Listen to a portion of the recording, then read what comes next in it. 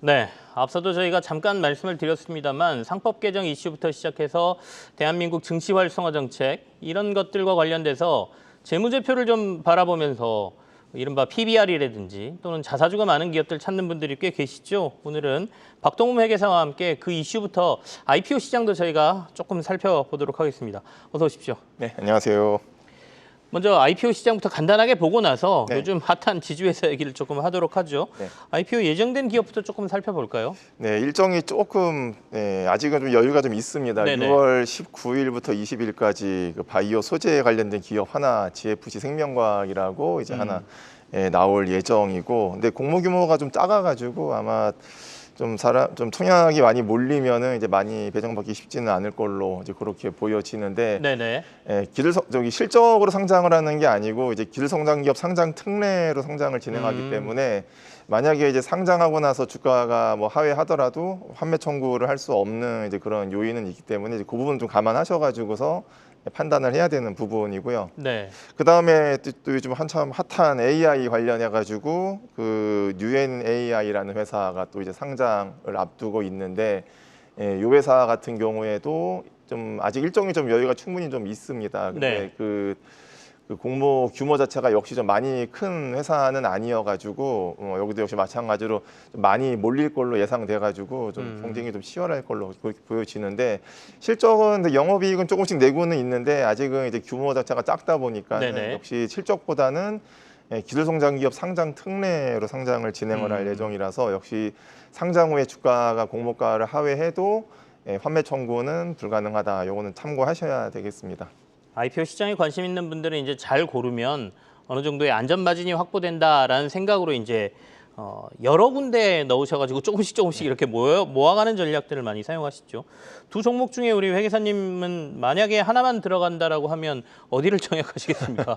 아무래도 인공지능이 더, 근데 GFC 생명과학도 네. 이익은 나고 있는, 영업이익이 17억 정도서 이게 상장 요건에는 아직 조금 이제 못 미치는 숫자여가지고 좀 그 기술성장기업 상장 특례로 진행해서 그렇지 네. 내용 자체는 뭐 둘 다 괜찮기는 한데, 어쨌든 굳이 하나 고른다라고 하면은 AI가 또 워낙에 또 핫한 이슈니까는 시장에 훨씬 더 예. 이슈가 되고 있는 쪽을 고르겠다라는 말씀이시고요. 예. 알겠습니다. 이게 6월 한 중순 이후 후반에 돼 있는 IPO 기업들이기 때문에 아직 시간이 좀 있습니다. 회사 내용도 좀 보시고 그 당시에 시장 상황 보시면서 또 청약하실 분들은 고려해 보시길 바라겠습니다. 자, 그럼 시장의 이슈 얘기로 들어가 볼게요. 이재명 대통령 당선 이후에 시장을 활성화시키겠다는 의지가 워낙 강하니까 이 부분에 대한 기대감이 이제 지주사를 중심으로 강하게 나타나고 있지 않습니까? 네. 이 부분은 지금 어떻게 보고 계시고, 지주사가 최근에 많이 올랐는데 여기서 더 올라갈 여력이 있는지도 좀 궁금하거든요. 그 참 기업 지배 구조 사실 네. 뭐 투명성 관련해 가지고서 지금 뭐 상법 개정 관련된 지금 그 추진도 계속 진행될 예정이고, 네. 그다음에 그 공약집을 살펴보면은 이제 좀 자세하게 살펴보면은 좀 우리가 중요하게 봐야 되는 것 중에 하나가 네. 그 상법 개정안 재추진 관련해 가지고 이제 합병 분할할 때 대주주의 의결권을 제한을 하겠다. 예를 들면은 예전에 이제 카카오가 막 쪼개기 상장 한참 했었고, 네. 그다음에 가장 대표적으로 또 LG화학에서 LG에너지 솔루션을 또 물적 분할해가지고 상장하는 이제 이런 것 때문에 사실 기존 주주들이 지금 피해를 이제 많이 받기 때문에 이제 그런 거를 차단하겠다라는 게 이제 상법 개정안의 주요 골자죠. 그러면은 이제 이런 기업들이 결국은 이제 앞으로 그러니까는 그 물적 분할 가능성이 있었던 회사들이 이제 쏙 들어갈 가능성이 높아지면은 그 회사 자체의 기업 가치가 올라갈 거다라는 게 조금 이제 우리가 중요하게 봐야 되는 내용이고, 네. 그 다음에 이제 지주사 관련해서는 아무래도 계속 이제 디스카운트 요인이 있었었죠. 근데 결국은 이제 그 지배 구조를 개선하겠다, 그다음에 투명성을 강화하겠다라는 것 자체가 지금 코리아 디스카운트 요인을 지금 많이 해소시킬 걸로 보기 때문에 가장 많이 이제 억눌려 있던 지주사들이 이제 그 제 가치를 찾아가는 거 아니냐라고 이렇게 지금 볼 수가 있을 것 같습니다. 근데 이제 근본적인 의문은 그거지 않습니까? 그러니까 경제 환경 자체는 전혀 좋아진 게 보이지 않고 더 어렵다고 하는데 회사들은 돈을 못 벌 것 같은데 그럼에도 불구하고 이 지배구조 해소만으로 주가가 이렇게까지 오를 수 있나라는 의문일 것 같습니다. 거기에는 어떻게 생각하세요? 사실 뭐 경기가 안 좋은 거는 다 누구나 알고 있는 네네. 사실이고, 실적도 나오는 기업들만 나오고 사실 이제 그 안 나오는 기업들이 워낙 많기 때문에 좀 동의가 안 될 수도 있지만은 근데 워낙에 이제 억눌려 있던 그러니까는 이제 결국은 제 가치 찾아가는 이제 그 과정을 지금 가고 있는 게 아니냐라고 좀 봐야 될 것 같고 그 중심에는 이제 지주사가 있다. 왜냐하면은 지주사는 기본적으로 디스카운트가 워낙에 많이 되는 이제 네. 그 성향이 있었죠. 그게 일종의 이제 지배구조 때문에 이제 그런 그 할인이 됐었는데 이제 그게 이제 어느 정도는 해소가 될 거다라는 것 때문에 결국은 제자리 찾아가는 거 아니냐 이제 이렇게 좀 해석하는 게 맞지 않을까 싶습니다. 그러면 지금보다도 제자리가 아직 위에 있습니까? 일부 기업들은 더 올라갈 가능성은 뭐 충분히 있다고 저는 생각을 합니다. 왜냐하면은 그 아까 그 상법 개정안 네. 내용 자세히 보면은 그 물적 분할했을 때 의결권 제한하는 내용도 있지만은 그 다음에 그 자사주를 이제 원칙적으로 소각해가지고 네. 수익을 환원하겠다라는 거를 지금 제도화시키겠다. 이게 굉장히 강력한 이제 그 정책이죠. 요걸로만 해도 벌써 기업들의 주가는 더 많이 올라갈 가능성은 충분히 있어 보이죠. 그러면 이제 말씀하신 자사주 얘기로 좀 들어가 보겠습니다. 네. 지금 자사주 비율 높은 기업이 나오고 있는데 네. 저도 이 표를 보면서 신영증권, 뭐 부국증권 40% 이상 50%의 자사주를 갖고 있는 거 이거는 자사주 비율에는 제한이 없습니까? 마음대로 저렇게 50% 이상을 가지고 있어도 되나요? 증권사가 유통 주식을 저렇게 줄여놓는 것도 되게 아이러니한 모습이기도 하고 이상하다는 생각을 좀 했었는데 그러면 이들 기업에 조금 더 저희가 관심을 갖고 봐야 된다 이런 말씀이신가요? 그렇죠. 그러니까 예를 들면은 기업 가치가 주식시장에서 변함이 없는 상황이다라고 했을 때 네. 신영증권을 한번 예를 한번 들어보면은 발행 주식수 대비 53%의 자사주를 지금 취득을 했다라는 상황에서 지금 주가가 오늘도 많이 올랐지만은 한 12만 원, 13만 원대에서 지금 움직이고 있는 상황이죠. 네. 시가총액 기업 가치가 변함이 없는 상황이다. 근데 만약에 자사주 소각 정책이 현실화된다라고 하면은 발행 주식수가 결국은 이제 반 가까이 줄어든다라는 얘기니까는 그러면은 한 주당 그 시가총액을 이제 주식 수 가지고 나누면은 거의 뭐 2배까지 올라갈 수 있는 물론 이제 이론적인 얘기기는 네네네. 합니다. 예, 현실적인 얘기는 물론 이제 주식시장과 뭐 여러 가지 지표들을 봐야 되겠지만은 이론상으로는 충분히 2배가 올라갈 수 있는 요인이 되죠.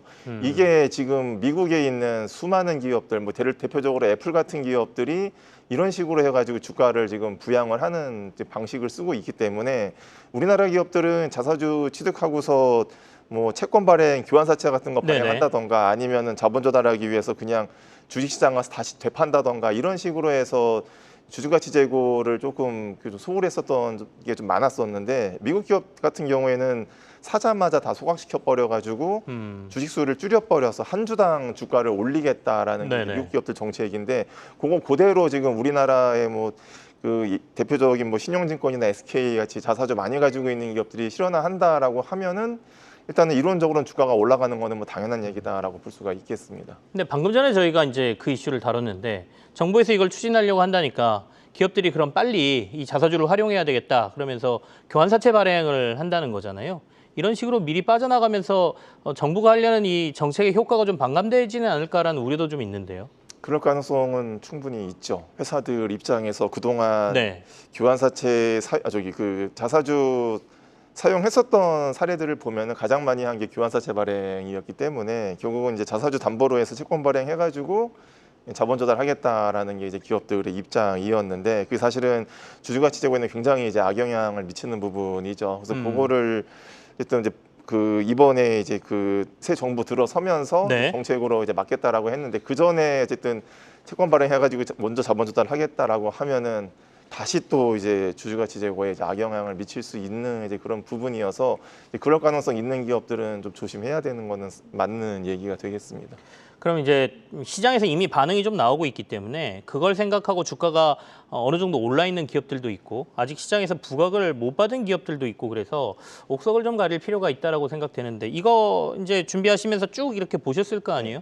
그 중에서도 야, 이 정도면 상승의 매력도가 좀 높다라고 생각하시는 기업들이 좀 있으신가요? 그래서 이게 자사주를 네. 많이 가지고 있는데 정말 말씀하신 것처럼 채권 발행해가지고 자본 조달해가지고 좀 김 빠지는 일이 벌어질 수도 있고 네. 그 다음에 순수 지주회사 같은 경우에는 그 계열사 주식들을 많이 가지고 있는 일종의 더블 카운팅 문제도 있어서 주가가 올라가는데 한계가 있다. 그러면 이제 우리는 뭘 볼 것이냐라고 했을 때 결국은 사업을 하고 있는 지주회사 쪽에다가 포커싱을 하는 게 더 나을 수도 있는 이제 그런 상황인데, 그러니까 순수 지주회사보다는 예. 사업을 가지고 있는 사업 지주회사가 더 매력적으로 보인다 이런 말씀이시죠? 예, 그러니까 예를 들면은 뭐 두산 같은 기업이 가장 뭐 대표적인 케이스라고 볼 수가 있는데, 두산도 뭐 순수 지주회사처럼 또 이제 알고 계시는 부분도 있지만은 그 자사주, 그러니까 그 계열사들을 많이 이제 주식으로 가지고는 있지만은 대표적으로 뭐 두산 로보틱스라던가 뭐 두산 밥캐 이런 기업들 많이 가지고 있는데, 그 전자 소재 사업 부문, 그래서 두산 전자 비지 뭐 비즈니스 그룹이라고 하는데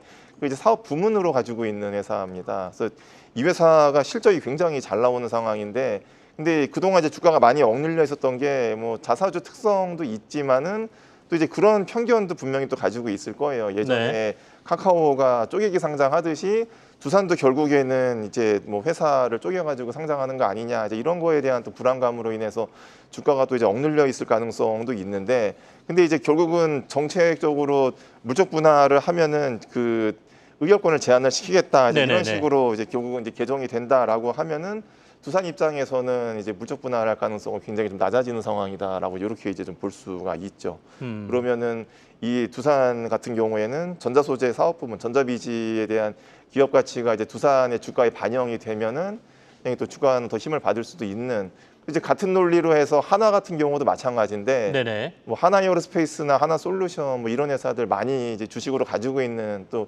지주회사로 우리가 다 이해는 하고 있는데, 이제는 사업 내용을 뜯어 보면은 뭐 산업용 화약이라던가 네. 또는 뭐 무역 건설 관련해서 그 사업 부문으로 가지고 있는 회사이기도 합니다. 그러니까 사업도 하면서 많은 자회사들을 주식으로 가지고 있는 사업하는 지주회사들. 그러니까 이제 이런 회사들이 결국은 그 사업 부문 관련해서 이제 분할이 어려워질 거다라고 하면은 결국은 이제 계속 사업을 하면서 지주회사 체제로 가야 되기 때문에 그 사업 관련된 이제 기업 가치가 좀 많이 반영이 되면서 좀 더 힘을 받을 수 있는, 그래서 아무래도 순수 지주회사보다는 사업 지주회사들이 조금 더 힘을 받을 수 있는 거는 좀 맞지 않을까 싶습니다. 알겠습니다. 저희가 이제 워낙 지주회사들에 대한 관심이 높아졌기 때문에 전반적으로 지주회사에 대한 얘기를 조금 했습니다. 우리 박동호 회계사께서는 그냥 순수 지주회사, 그러니까 계열사 지분만 가지고 있는 이 순수 지주회사보다는 사업을 가지고 있는 사업 지주회사가 훨씬 더 매력적이고 앞으로 주가가 조금 더 상승의 여력이 더 강해 보인다라고 말씀을 해주셨어요. 지주회사도 지주회사인데 금융사들, 증권사라든지 최근엔 보험사들 주가도 좋고요. 이쪽으로 관심이 쏠리는 거는 지주회사 이슈라기보다는 이른바 저 PBR에 대한 이슈라고 저희가 봐야 될까요? 저 PBR도 예 있고, 그 다음에 사실은 금융사 같은 경우, 증권사 같은 경우에는 일단은 증시가 좋으면 같이 올라가는 경향은 있으니까는 이제 보험이랑 은행은 대부분 다 이제 배당주로 많이 이제 생각을 또 하는 그런 성향도 있고, 그 다음에 PBR 자체가 워낙 낮은 또 종목들이다 보니까는 결국은 이제 같이 이제 올라가는 거는 그 좀 분위기적인 좀 그런 부분도 있는데, 근데 금융주는 그동안 이제 뭐 잘 아시다시피 경제 전반적인 부분과 좀 비례해가지고 가는 경향들이 워낙에 많다 보니까는 증권주는 좀 좋은데 좀 보험이랑 은행 쪽은 지금 계속 좀 지켜봐야 되는, 왜냐하면은 금리가 이제 올라가면 더 좋은 분위기가 나올 수는 있겠지만은 전체적으로 금리가 내려가는 상황이고 뭐 하반기에 더 내려갈 거다라고 이미 어느 정도 시그널이 나왔기 때문에 그 보험이랑 은행 쪽은 올라가는 것 자체가 아마 힘은 증권보다는 조금 약할 거다라고 저는 좀 보고 있습니다. 상대적인 매력도에 있어서는 금리 인하 사이클에서는 증권이 훨씬 더 낫다. 그리고 증권 시장이 이렇게 계속 강세를 보인다라고 하면 조금 더 이쪽으로 포커스를 맞추는 게 낫겠다라는 의견까지 저희가 받았습니다. 지금까지 박동호 회계사와 함께 시장 전반적인 이슈, 특히 지주회사와 관련돼서 자세히 얘기를 좀 들어봤습니다. 고맙습니다. 예, 감사합니다. 계속해서 다양한 경제 이슈를 알고 싶다면 구독과 좋아요, 알림 설정 부탁드립니다. AI 캐스터 권미정이었습니다.